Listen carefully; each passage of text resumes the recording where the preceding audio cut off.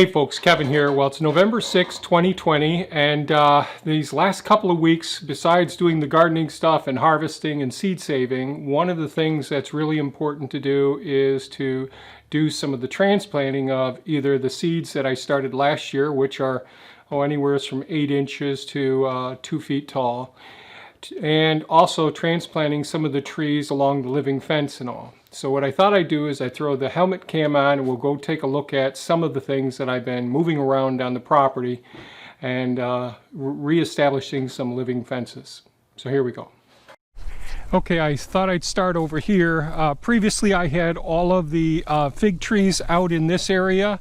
Because we had some heavy frosts, I had to get the fig trees inside of the coop area with the duck. And I moved some of the trees, some of the almond trees that are seedling. I'm not going to transplant those until spring. I'm just running out of time here. I'll be taking the wood chips that are piled up here and pushing it right up against these buckets here of the various types of ribes. We got gooseberries, pink, red, and black currants, black raspberries, blueberries, all of these. I'll just be pushing the mulch right up to the brim of each one of these buckets, and they'll overwinter just fine as they did last year. Here's the area where where all the elderberries are planted in here. Now, given the drought that we've had, they've done really well. The deer have been eating them down regularly. I've used up all the soil that I had in this area, but this is an area where we have all the elderberry plants every few feet. The drought was pretty hard on them, but once the sweet potatoes grew in here, we got a nice ground cover, and I think that helped to hold the moisture as well. This is all the trees I'm going to show you now are trees that I transplanted this fall. This is a corkscrew or curly willow here. Here we've got a black locust that I transplanted, and here are the elderberries that grew up this year. Deer keep eating them back. Here we've got a honey locust right here, and here we have an oak tree, a nice looking oak tree right here. Here's a maple tree, pretty tall maple tree that I've got started right here. I should have pruned this one back even further. I actually pruned off about 6 feet up there. But we'll see how this turns out. Here we've got another honey locust tree right here. This is one of the big figs, and I've got to prune this back so that it'll die off to here, and hopefully I'll get some leaves this fall from the town. I'm hoping we do. I don't know with the COVID what's going to actually turn out. Here's another oak tree right here that's transplanted, and another fig here, and there's another one around the corner, a black locust right here, and of course there's elderberries all along in here. And we'll come up here, there's another fig here I've got to go ahead and cut back. Those are all horseradish right in there, and these are all elderberries here. Here's a what is this? This is a black walnut right there. Another elderberry. All these are elderberries in here. And part of this fence line, this last year, I put black currants and oak seeds, acorns, all along the fence up here. And so just the other day, the high bush cranberry bushes, which are these ones right here, I just transplanted these ones in here. Now this is all fresh wood chips from this year. Another high bush cranberry. These are all high bush cranberries. There's a Jerusalem artichoke fallen over there. But I did those up to where I had ended last year with the acorns and the black locusts. I may end up putting more acorns in here next season. I just don't have time to get away to do those things. And we'll take a walk over. You can see this is what the deer do when they go into the blackberry area here. They put their head underneath the nets and flip them up. We're blessed we have so many deer. We just increase the number of plants that they like so that we can both share. Of course they can jump this fence pretty easily, but when they do, they start to get hung up on the electric wiring that supports all the blackberry plants here. And I've got to get in here and prune these blackberry plants again.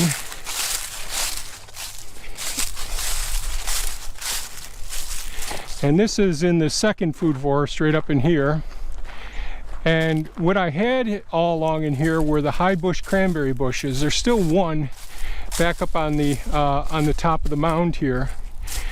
But these two trees I left where they were.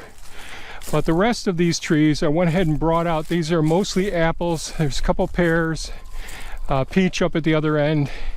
But I wanted more space between the rows of these various trees in here. That's the persimmons that you just saw me harvest, the persimmons, with some of the ones at the top that I can't get at. But I've got to get some tree guards on these buggers because the night before last, I'll show you a fresh deer rub. So the bucks, the male deer, this time of year, you see them on the cameras at nighttime here. But it's rutting season, so they come out, and I don't know if the velvet actually irritates the antlers, but boy, they start rubbing.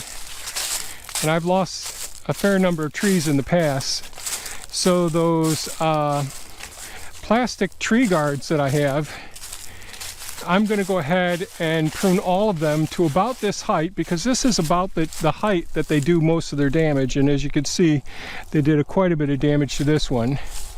And this makes this tree much more susceptible to disease as well. I'm going to put a tree guard on this one as well and see if we can save this. If not, I'll just replace it.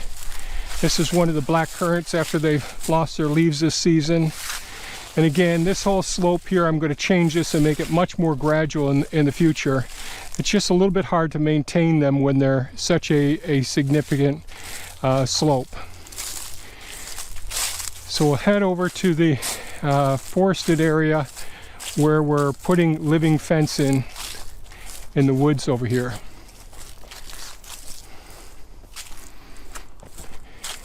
We're really blessed these last 2 days, yesterday and today. It's gotten up into the upper 50s and 60s today. I think it's about 65 degrees now, and the temperature, or 66 maybe by now. And then the temperature is going to start to decrease. And but we've got a few more days of that, so I've been working, picking up many of the materials that are around the house and working in the gardens, trying to get the things ready for covering up the blueberry plants this fall.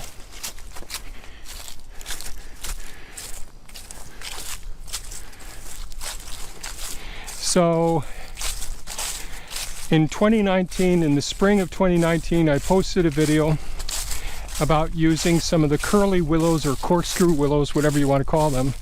I took some hardwood cuttings from trees around pond 5, and then what I did was I came along this this property line right up here and stuck those in the ground. They started doing well initially until all the foliage came out over the tops of the trees. So I decided, since they died, to come in here and transplant more trees. So the only way to do it, and this was all undulating the surface of the ground here. So here's one of the back corner properties. Neighbors are right over there. And we own 3 sides around them. And so what I decided to do was come in here, mark off the trees that were in line, and you may be able to see the orange tags on some of the trees up there. But like this is an American beech I went ahead and put in here. This is a maple I put over here. Now this one's a pretty big one. I don't know that this one will make it. It has some areas where limbs were snapped off in the past. That's an ash there with a beech next alongside of it. Here's an oak tree. Some of the ones I've had to put some rebar to help support them. Maple right here, more maples. So maples, oaks, beeches, Mostly maples, oaks in here, a couple of cherries, a couple of American beeches. And so in between those, next season I'll be putting more seeds and more trees in here. And then as I get a chance to clean up some of this material in here, I'll gradually start putting other layers. So this will be probably at least 6, probably up to 12 feet thick, with various layers of a forest. And much of it will be food forest for the wildlife that come through here and provide habitat for them as well. When, well, years ago, before we purchased all this land over in here, there was lots of earthworks that was done. They dug down some spots, trees and stumps, all that stuff was moved over in here. So I got Hound and Bumblebee, the skid steer and the mini excavator, filled in the areas, moved every tree that was viable in along the line here, and dug out some areas to fill in some of these low spots in here. And here's a maple here. A lot of these will be real skinny and tall because they've grown up in the deep woods here. So we'll see how everything turns out. And so what I've had to do is just come into these areas and fill in the low spots. I really need a lot more fill. But as you can see, with the high winds, we lose so many of these larger trees all along in here. I'm not sure that you can really see them with this camera the way it shows up. But this is an area I'm going to have to do a lot of work on. And in the low spots, I'll be using all these logs sort of as a hugelkultur surface layer. So I'll be laying them tight right next to each other in some of the low areas up here. But I've gotten several trees in here. I don't know how much more I'll get done this year. This is one of the mounds that they left from clearing my neighbor's property there, pushed it up onto here. So I'm gradually working at it bit by bit, trying to save as many of the good trees as possible. But our goal here, ultimately, we get one tree line started here and then various support species all around between each one of these lines. Then upper canopy, lower canopy. We certainly will want some vining in here because we're prone to poison ivy. So I may be putting some trumpet vines in here and some of these bigger trees. Squirrel's nest, summertime squirrel's nest right there. And certainly be putting the nut trees in here as well, because the take care of all the small mammals as well. And certainly the deer eat all of the acorns. They really rely on those for the fall as well.